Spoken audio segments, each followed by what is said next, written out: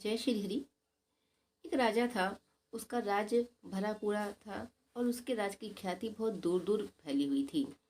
एक बार उसके राज्य में एक ज्योतिषी पधारे। उनका नाम भद्रशील था। उनके बारे में बहुत सी बातें विख्यात थीं। वह बहुत ही पहुंचे हुए ज्योतिषी थे। किसी के भविष्य के बारे में भी सही सही बता सकते थे। वो नगर के बाहर एक छोटी सी कुटिया में ठहरे थे। उनकी इच्छा हुई कि वो भी राजा के दर्शन करें। उन्होंने राजा से मिलने की इच्छा व्यक्त की। राजा से मिलने की अनुमति उन्हें सहर्ष मिल गई। राजा अपने दरबार में उनका हार्दिक स्वागत किया। चलते समय राजा ने ज्योतिषी जी को कुछ हीरे जवाहरात देकर विदा करना चाहा, परंतु ज्योतिषी ने यह कहकर मना कर दिया, सिर्फ अपने भाग्य का खाते हैं। राजा की दी हुई दौलत से वो अमीर नहीं बन सकते। मैंने पूछा, इसका क्या मतलब है? ज्योतिषी ने बताया कि कोई भी व्यक्ति अपनी किस्मत और मेहनत से गरीब या अमीर होता है। यदि राजा किसी को अमीर बनाना चाहते हैं तो बना सकता है। राजा की दौलत भी उसके हाथ से निकल जाएगी। यह सुनकर राजा को क्रोध आया। उन्होंने कहा कि आप किसी के हाथ देखकर बताएं कि उसकी किस्मत में अमीर बनना लिखा है या गरीब। मैं उसको उलटकर दिखा दूंगा। राजा बोले, ठीक है, आप किसी भी व्यक्ति को जो है बुलाइए, मैं बता दूंगा उसका भविष्य और भाग्य। राजा ने अपने मंत्री को कुछ आदेश दिया और कुछ ही क्षणों में एक सजा धजा नौजवान ज्योतिषी के सामने आ गया। ज्योतिषी भद्रशील ने ध्यान से उस व्यक्ति को देखा, फिर उसका हाथ देखकर कहा कि यह व्यक्ति गरीबी में जन्मा है और जिंदगी भर गरीब ही रहेगा। इसके खेतों पेड़ों के बीच कुटिया में रहने की आदत है और वहीं रहेगा। राजा सुन के हैरान हो गया। बोला, आप ठीक कहते हैं, यह सजा धजा नौजवान महल के राजसी वस्त्र पहनकर आया है, परंतु यह वास्तव में महल के बागों की देखभाल करने वाला गरीब माली है। परंतु महाराज, 1 वर्ष के भीतर मैं इसे अमीर बना दूंगा। यह जिंदगी भर गरीब नहीं रहेगा। ठीक है, आप स्वयं प्रयास कीजिए और मुझे जाने की आज्ञा दीजिए। जी महाराज वहां से चले गए। राजा ने अगले दिन माली को बुलाकर उसे एक पत्र दिया, साथ में यात्रा करने के लिए कुछ धन भी दिया और उससे कहा, यहाँ से 100 कोस दूर बालीपुर में मेरे परम मित्र हैं भानु प्रताप, तुम वहां जाओ और ये पत्र उन्हें दे देना। सुनकर दयाल का चेहरा लटक गया। वह पत्र लेकर अपनी कुटिया में आ गया। सोचने लगा, यहाँ तो पेड़ों की थोड़ी देख रेख करके मैं दिन भर आराम करता हूँ, अब इतनी गर्मी में इतनी दूर जाना पड़ेगा। परंतु राजा की आज्ञा थी, इसलिए अगले दिन सुबह तड़के वो चंदन नगर से पत्र लेकर निकल गया। 2 गांव पार करते वो बहुत थक चुका था और धूप चढ़ने लगी थी। इस कारण उसे भूख भी लग रही थी, प्यास भी लगी थी।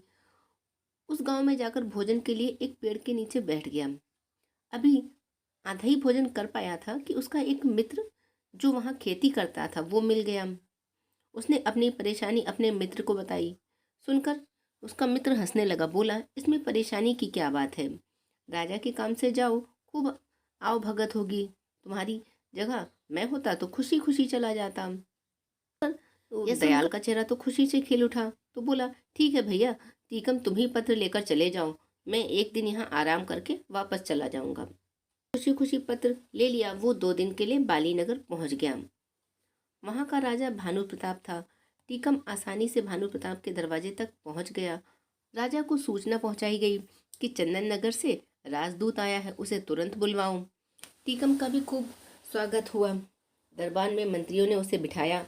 जब उसे पत्र दिया तो भानु प्रताप ने पत्र खोला। पत्र में लिखा था, प्रिय मित्र, यह बहुत ही योग्य और मेहनती व्यक्ति है।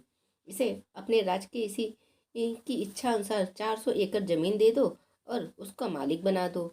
ये मेरे पुत्र समान है। यदि तुम चाहो तो इससे अपनी पुत्री का विवाह कर सकते हो। वापस आने पर उसे अपने राज्य के 5 गांव इनाम में दे दूंगा। राजा भानु प्रताप को लगा यह सचमुच योग्य व्यक्ति है।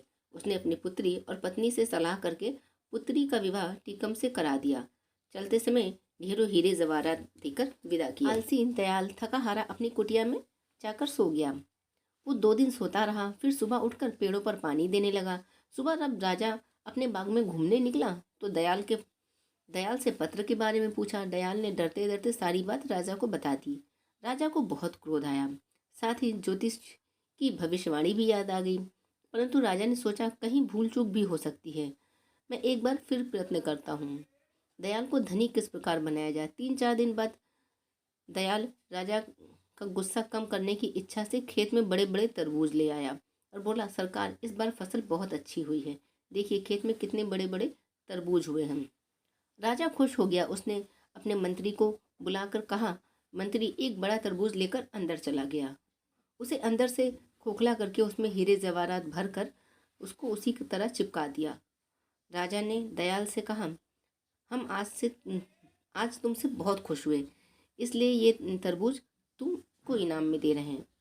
सुनकर दयाल का चेहरा फिर लटक गया। वो सोचने लगा, राजा ने इनाम में दिया भी तो क्या। वो बड़े उदास मन से तरबूज ले जा रहा था। तभी उसका परिचित लोटन मिल गया। वह बोला, क्यों भाई इतने उदास हो, तरबूज कहाँ लिए जा रहे हो। दयाल बोला, क्या करूँ, बात ही कुछ ऐसी है। आज राजा मुझसे खुश हुआ पर इनाम में मुझे यह तरबूज दिया। भला तरबूज भी इनाम में देने की चीज़ है, मैं किसे खिलाऊंगा इतना बड़ा तरबूज। लोटन बोला, निराश क्यों होते हो भाई, इनाम तो इनाम है। मुझे ऐसा इनाम मिलता तो मेरे बच्चे खुश हो जाते। ठीक है, तुम ही ले लो ये तरबूज। और दयाल ने वो तरबूज उसको देकर वापस अपनी कुटिया आ गया। अगले दिन राजा ने आया, पूछा, तुम्हारा तरबूज तुमने खाया। दयाल ने सारी बात चुपचाप बता दी। राजा को दयाल पर बड़ा गुस्सा आ रहा था। अगले दिन लोटन बहुत अच्छे अच्छे कपड़े पहने बग्घी में जाते हुए देखा उसने, तो दयाल ने अचानक उससे धनी बनने का कारण पूछा। तो लोटन ने तरबूज की सारी बात बता दी, जिसे सुनकर दयाल भी हाथ मल कर रह गया। तभी उसने देखा कि राजा की बारात आ रही है। उसके पास जाकर पता चला कि कोई राजा अपनी दुल्हन को ब्याह कर ला रहा था। ज्यों ही उसने राजा का चेहरा देखा तो उसके हाथों के तोते उड़ गए। उसने देखा राजसवारी पर टीकम बैठा है। अगले दिन टीकम से मिलने उसे पत्र की सच्चाई पता लगी, परंतु अब वो कर ही क्या सकता था। राजा ने भी किस्मत के आगे हार मान ली। सोचने लगा, ज्योतिषी जी ने सच कहा था, राजा भी गरीब को अमीर नहीं बना सकता। यदि उसके भाग्य में गरीब रहना लिखा है तो वो गरीब ही रहेगा। राजा अब इस बात को अच्छे से जान चुका था कि किस्मत के आगे कोई नहीं जीत सकता। किस्मत में और भाग्य में जितना लिखा हुआ है उतना ही उसको प्राप्त होगा। तो दोस्तों, आपको ये कहानी कैसी लगी कमेंट सेक्शन में लिख के ज़रूर बताइएगा।